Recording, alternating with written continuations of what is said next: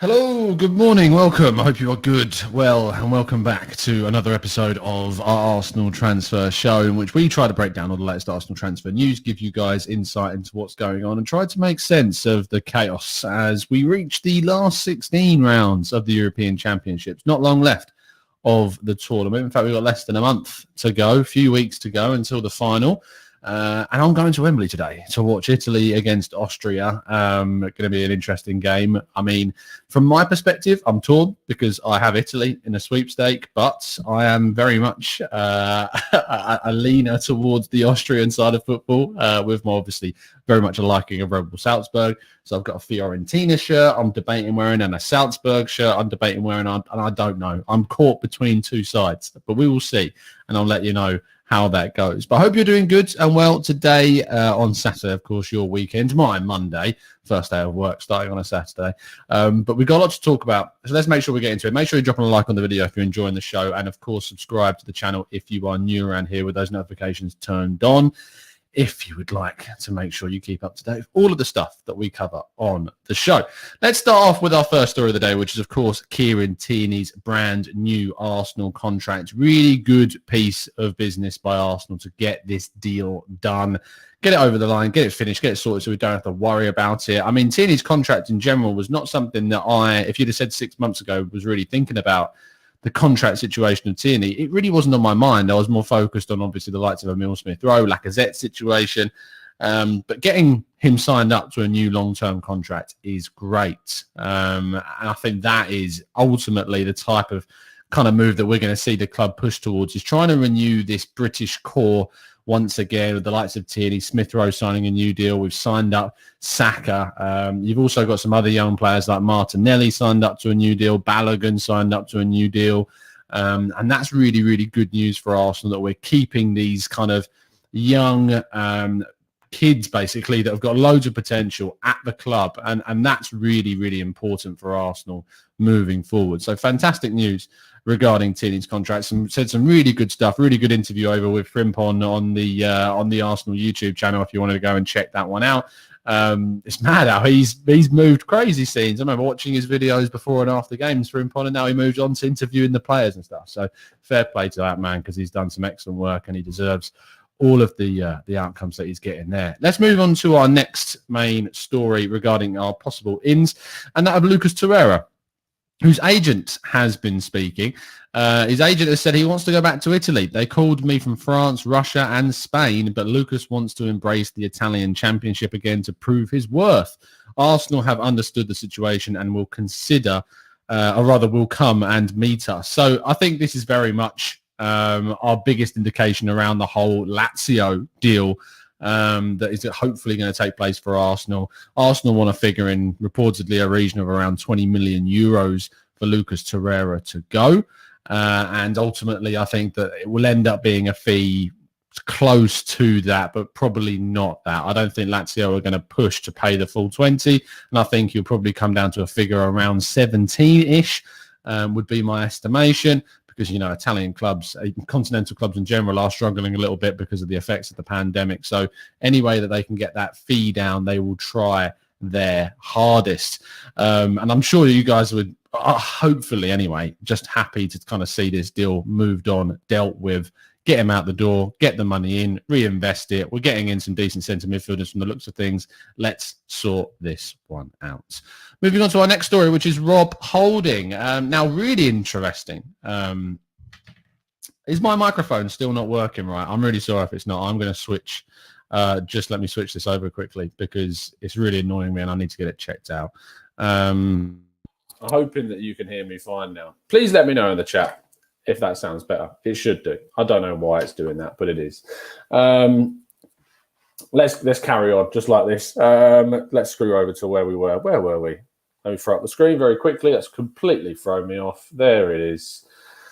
Fantastic stuff. Rob Holding, deal for around £30 million is ultimately what we're seeing being linked to a move to Arsenal, which is great. And I think £30 million for Rob Holding is an unbelievably good deal for Arsenal. And when you're looking at a guy that's signed a new contract and there was a lot of questions around that, it was very much a case of, wow, I mean, incredible the fact that we can get 30 million and why we signed him up to that new deal when he had barely a year or so left on his deal was great. And I think the fact ultimately that there was a lot of questions about why Arsenal ultimately did sign him up to that new deal is, for me anyway, I find it a really, what's the right way of putting this?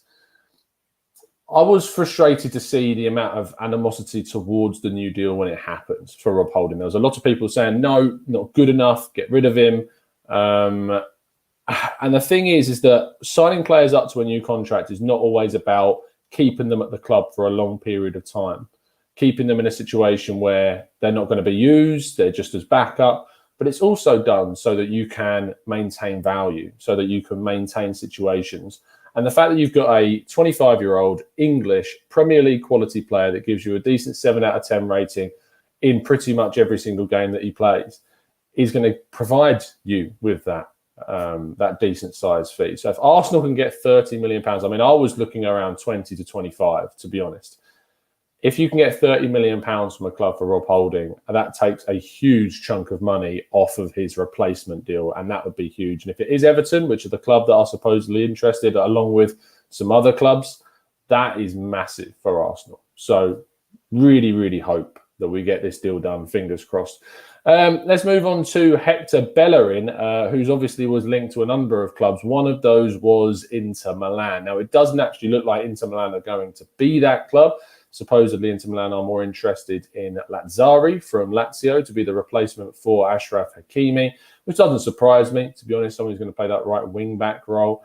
And then also looking at a position whereby we see him move off to what I thought was going to be the case with Spain, and seeing clubs like Villarreal, Sevilla, Atletico Madrid, all linked to Hector Bellerin. So a move to Spain looks much more likely than one to Italy at this point, which again is not surprising in any case.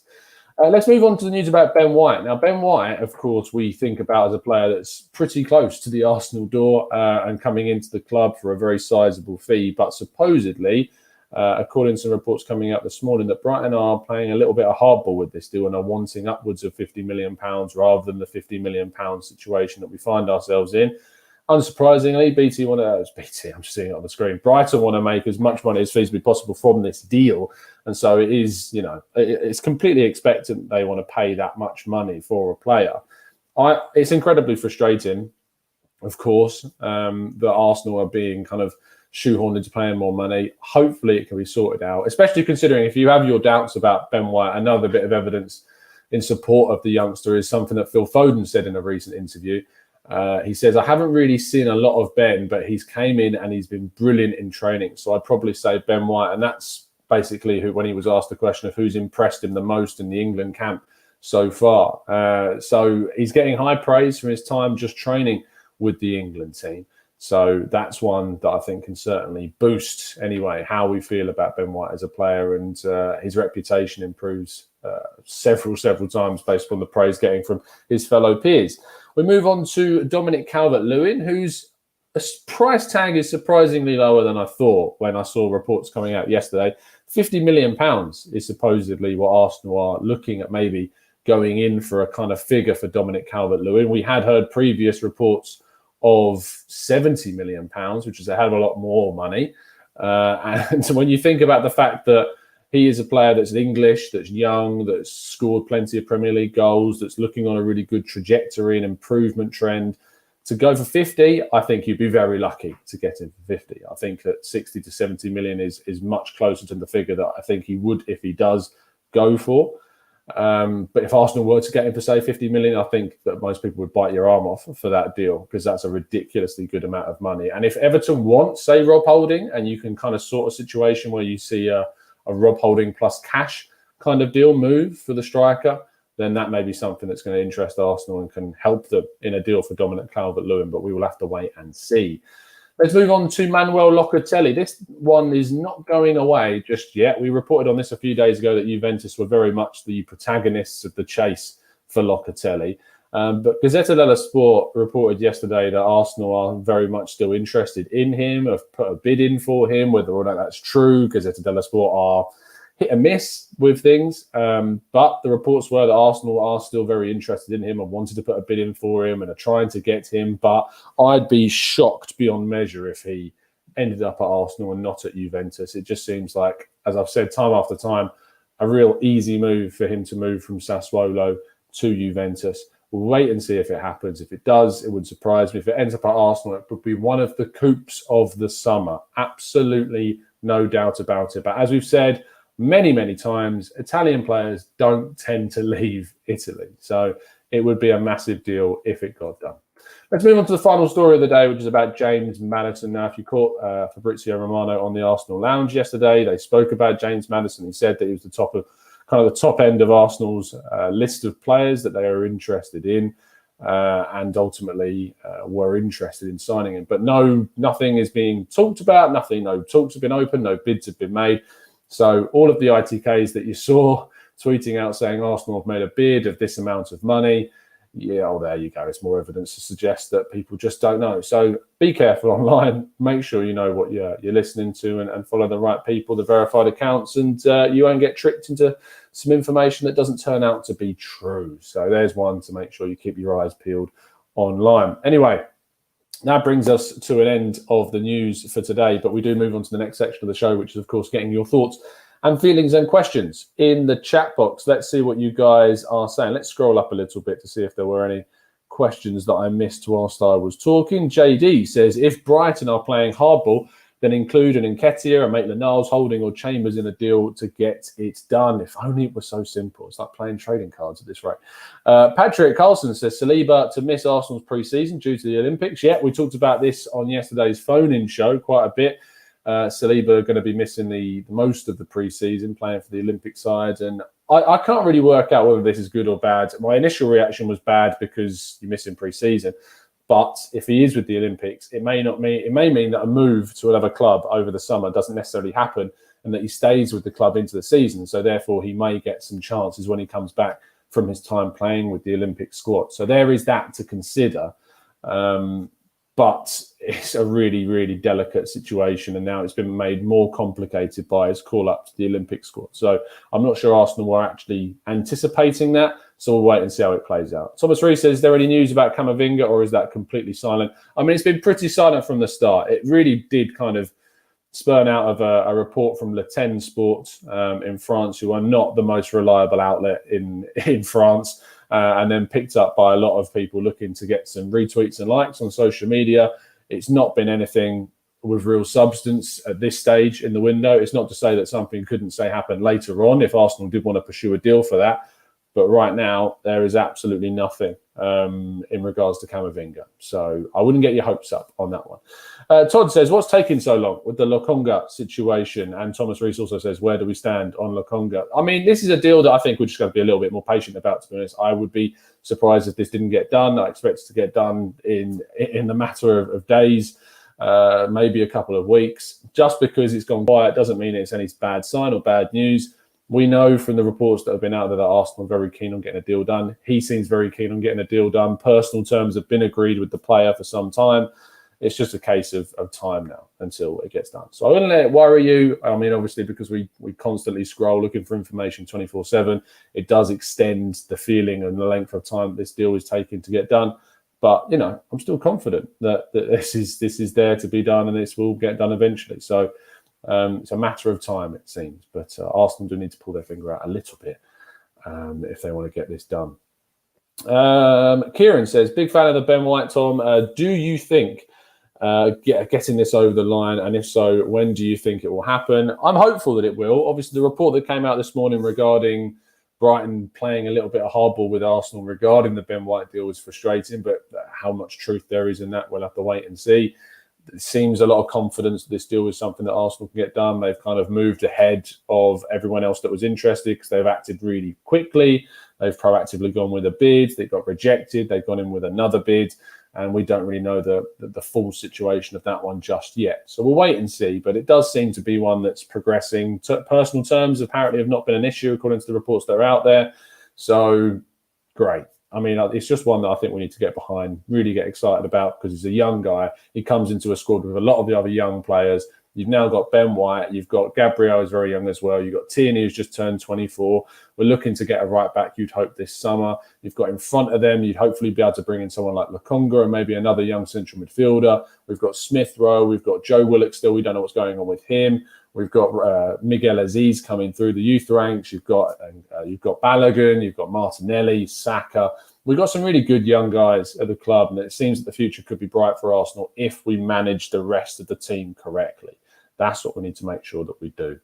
Sarvik says 30 million for Holding is up there with one of the best deals we've done. Flashback to a Wobies situation. I mean, if Arsenal, as I say, managed to get 30 million for Rob Holding, it would be mad, crazy. But it would go and justify why we signed him up to that new contract. Alan says, Tom, I heard rumours about getting Renato Sanchez. Did you hear anything about that? What do you think? He was not so good at Swansea, but he was very young at the time. He wasn't great at Swansea. He's done very well since going to Lille from Bayern Munich, so much so that Bayern Munich are wanting him back. Regarding Arsenal's interest in him, if there is any, it's purely just interest. There is nothing regards to talks, nothing regards to bids. It is a easy link to make, and I would certainly tell you to be careful around the link and where it's come from, because it's not a reliable place. So just be careful on that one. James Rose says, Southgate getting a contract extension, good or bad, and why are Premier League clubs struggling to find a manager? I mean, I'd rather wait until the end of the European Championships to really have a kind of a view on whether or not it's a good deal for England to see Southgate get a new deal. He obviously got England to a World Cup semi-final. I hate when people discredit that run because of the teams that we played against. You've still got to beat what's in front of you. So getting England to a World Cup semi was a really good achievement. If he can get England to a lot further in this tournament and get us to a final, then amazing. And then maybe he's deserving of it. But say if we go out against Germany, then to give him a new contract, I think would be a bit of a mistake. But we'll see how it works. And why are Premier League clubs struggling to find a manager? Because there's just not that many out there right now. There's not that many really good ones out there right now. And when you think about Spurs, are really kind of scrounging around for talent. Couldn't get Fonseca. Couldn't get, chose not to go for Gattuso in the end. Looking like they may get Nuno, who, let's face it, had a really poor season at Wolves last year. Crystal Palace aren't going to be getting Lucien Favre because he's decided to take another season out, it seems, from football. I think there is just a lack at the moment of real top quality managers available because all of the top ones are currently in coaching and in management. I mean, the manager at the moment right now is certainly Roberto Mancini and the job that he's doing at Italy and what he's doing there. And they signed him up to a new deal until 2026. So managers are being kept on at clubs. Guardiola signed a new deal at Man City. Tuchel signed a new deal at Chelsea. Man United, I feel, need to get a new coach if they want to take themselves to the next level. But fingers crossed from an Arsenal perspective, they don't. Arsenal are with an inexperienced coach right now, and we'll see how that plays out. We just don't know next season. Arguably, in my mind, probably should have gone before the end of last season. But he's still here, and so we back him and hope that he can turn things around, fingers crossed. But, yeah, there's a lack at the moment, James, of real top-quality managers out there. So Wales or Denmark today? I'd love to see Denmark go through. I'd absolutely love to see Denmark go through. And is it a lot down to the emotional attachment because of the Eriksen situation? Yeah, 100%. And so what? I'd love to see Denmark go through. It'd be brilliant. JD says, why can't we get 30 million for Holding if White is going for 50 million? Doesn't the English tax apply to our players? Yeah, and this is why I've said I think he's worth upwards of 20 million minimum. For Arsenal to go for. He signed up to a new deal, 25, FA Cup winner twice because of big performances, consistent Premier League performer, get a good fee for him. Thomas Rees says, I've heard an argument that with the World Cup next year, it would be silly to disrupt the team by firing him unless he performs actually terribly. Southgate, I assume. Maybe because it's in such a short space of time, but why not just give him the extension for just until the tournament and then make a decision after that point? Euro prediction for the round of 16. My prediction is that Denmark will go through. I think they've got the quality to go through. I think that Italy will beat Austria today. I think that France will beat Switzerland. I think Spain will beat Croatia. I think England will beat Germany, but that's just my optimism coming through.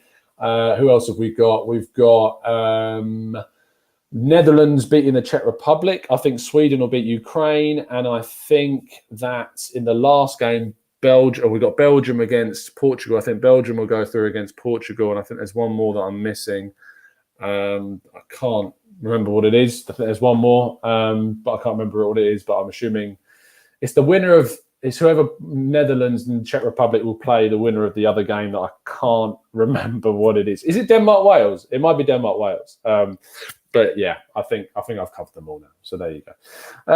Sakot says, "Hey Tom, I just want to say, who is your personal number one choice? If who? Sam? Who's my first choice? Sam Johnson. Do you what? Oh, do you mean Onana? That's." I mean, dodgy. Sam Johnston from West Brom, whilst in your opinion, I mean, Sam Johnston is a very interesting player. Obviously got called up for the England national team. And yeah, I sort your autocorrect out. That's not okay. Jacobus says, "Come on, guys, almost 500 watching, but only few likes. Let's support Tom." Thank you so much, Jacob. So Hill says, "Tom, are you going to vlog tonight?" I don't plan on doing a vlog in Wembley. No, I mean, you've seen what happens to people if they vlog in Wembley. Sarvik says, "Our academy guy, Doniel Marlon, doing bits at the moment. Thoughts on that?" I mean, the best of luck to him, because Arsenal should have kept hold of him. But we'll wait and see. Thomas Rees says, "Like the video, everyone. Show some appreciation for the graph. Thanks, mate." ACB says, "Locatelli or Kamavinga, if you could choose?" That's a good question. I think probably, well, it depends on the prices, obviously, but if there's a straight choice between the two of them, I think I'd go for Kamavinga. Because I think he's got a much higher ceiling, and he's younger, and he's already doing it at a really good level, although he didn't have the best seasons last year. Nathan says, "Do any of our British players go to the Olympics?" No, because Great Britain doesn't have an Olympics team. So they won't be going. So you won't need to worry about that. Flynn says, "Hey, Tom, Saliba or Holding? Who are you selling?" Holding all day long. That's not a difficult question. Jordan says, "When do I think Ben White will be announced?"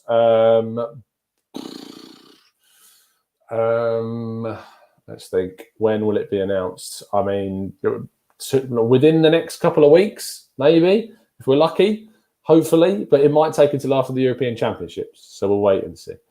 FT Music says, "Marlon is Sancho's replacement at Dortmund." It looks to be that they are interested in Marlon. That's been one that's been kind of touted for a while. Bungle says, "What's your opinion on how Patino could go into the game?" A lot of excitement. I still think he's going to play a lot more at the under-23s. I don't see him getting into the first team, to be honest, next year. I think he might train with the first team a bit more, but I'd be very surprised if he got any first team football. Still very, very young and needs more time to develop. But we'll wait and see. Maybe he'll surprise us. Shree says, "Don't we think now Holding and El Neni look like a bargain for the squad?" Yeah, I mean, they didn't cost us barely any money and they've been good servants, but we do need a lot better than what we've got already. Chet Pert says, "Am I crazy, or why are we not making a number 9 a priority?" Because central midfield, because attacking midfield, because right back, because backup left back, because goalkeeper, because, yeah, creative midfields. All of those positions are ahead of them, and we've already got two £50 million strikers at the club. That's why. So until one of those two leaves, the number 9 position is not a priority in comparison to those. Michael Casey says, "I think Tom Holding has reached his ceiling while Saliba has much more scope. It's an absolute no-brainer, 100%. Sakurt says, "Oh, yeah. Okay, typing was not good. No worries, mate. No worries, son. I assumed it was an autocorrect issue. It just, yeah, you know what I mean. Very dodgy." MM says, "Who are your starting midfielders for England against Germany?" I think when it comes down to England's team and how you want England to play against one of the bigger teams like Germany, I lean more towards that back 3 system for England, because I think we've got more of the scope to play it against those sides and then match up Germany's back 3 system. In which case you play Rice and Phillips in the midfield, and then you've got the wing backs in either Trippier or James, probably James, and you've got Shaw on the other side, and then you've got Walker, Stones and Maguire in the back 3. So I would go with probably that. And then Germany, in terms of their midfield, you've got Goretzka, who's just such an amazing player, alongside one of Gundogan or Kroos, most likely Kroos, with Gundogan playing in a more advanced role because Thomas Müller doesn't look like he's going to be fit, but we'll wait and see. Daniel says Arteta has no excuses next season. There's so many less fixtures, and by the sound of it, he's being back to the market. So he could be gone with a bad start by Christmas. We'll wait and see. So Hill says, Tom, would you be okay if we gave Saliba a new contract? Yeah, 100%. If we give Saliba a new deal and then send him on loan, that's fine. But if we send him on loan without a new deal, it's just naive to do that. Real naive. Thank you, Ada, for tuning in at such a ridiculous time. Michael says, if Aubameyang doesn't click, Tom, this season, where is the guys who's going to get us 20 goals plus? We don't have the firepower up top. But it's obviously ifs and buts, isn't it? It's if Aubameyang doesn't click. You got to say it's if he doesn't. It's not a case of he will not click. It's we don't know how he's going to perform next season, and we don't know what's going to go in that position. I feel like if we give him more opportunities, more chances, we will be fine. We ended the season last year in the league really well, finishing in the second in the form table. So if we can continue that form into the new campaign with some better players in other positions, then you'd think that we'd be able to cope with that situation. But we've got to wait and see. Jibril says, why are we talking about matching up? Southgate should go with a 4-2-3-1 because it's important to match up sometimes against opposition teams when they play a 3-4 so you don't get overrun in certain positions. Because if you play a 3 at the back, your midfield can get very overloaded with the wing backs playing. If you play a back 4 against those kind of sides, what you find is that you get the wing back and the left-sided centre-back or the left-sided right-back doubling up on your wingers, making them isolated, and they aren't able to influence the game. Like if you watch the Wales game against Switzerland, you had Manuel Locatelli and Ricardo Rodriguez completely kind of shackle Gareth Bale on that side. And so I think that style, and then you watch Wales against Turkey when they play with the back 4, and they just had Meras at left back. You then got Bale running wild, able to cut inside, play that ball over the top to Ramsey. So when you play against a 3 at the back, it's not a bad idea to match up. You see how well Chelsea played against Man City with a back 3 in the Champions League final. All of these examples show why it is important to consider a back 3 when you're playing against a team that plays a back 3, because doubling up with positions, and I mean, especially with you've got a situation where you've got Saka or you've got Grealish or you've got Foden or Mount, whoever plays in the wide areas, Sterling, is going to need that support from their left back, and you don't want to get hit on the counter when your left back's pushed too far up the pitch. So if you have your 3 at the back, you've got that covering position on either flank. So it's important to double up on those teams. Whether or not he does that is another question. We will wait and see. Yannick says, Chelsea do have a man with 4 lungs in the middle. Yeah, they do, but it doesn't mean that tactically it doesn't work. Alex English says, imagine back 3 of Gabriel, White, Saliba, White in the middle, carrying the ball into midfield. I think that when it comes to a back 3 for Arsenal is that we have got the talent to do it. I like Saka in a left wing back row. I think it really suits the style of play, being able to get up and down that flank. His positioning defensively is improving a lot. You saw it for England the other day. The way he gets up and down the flank is great. I like Saka having someone like a Smith Rowe in front of him. I think that's really great. I think in the friendly where we saw Saka play left wing back for England and Jack Grealish was ahead of him, those two combined so well. I think the same can happen with a Smith Rowe on the left-hand side in front of a left wing-back Saka. So that's a real option for Arsenal moving forwards. Thanks, Thomas. Much appreciate the support. Always give a drop a like on the video if you could. And we are going to probably cut things off there. So thank you so much, guys, for tuning in. Really appreciate your time. Apologies for the audio issues at the start. There must be something wrong with the USB import on my thing because the mic sounds fine when I test it. It's just when we do this for some reason. So I'm going to try and have a mess around with that and see if I can get that working again. But I hope the audio has been all right other than that, and you've enjoyed today's show. I will speak to you later on this afternoon, actually, because I'm going to be joined by Chris Carpenter at 3 o'clock UK time for a half-an-hour chat about William Saliba. Chris is the host of the French Football Weekly podcast. Obviously, he does a lot of stuff for Burkout Wonderland as well, so he's a big Arsenal fan too. And he's going to give us a good insight into the Saliba situation, how he feels about that, how the Olympics might affect his summer. So be back at 3 o'clock for our Inside Track show on William Saliba and his situation at the club. It's been a real pleasure to speak to you guys, as always. And as always, up the Arsenal.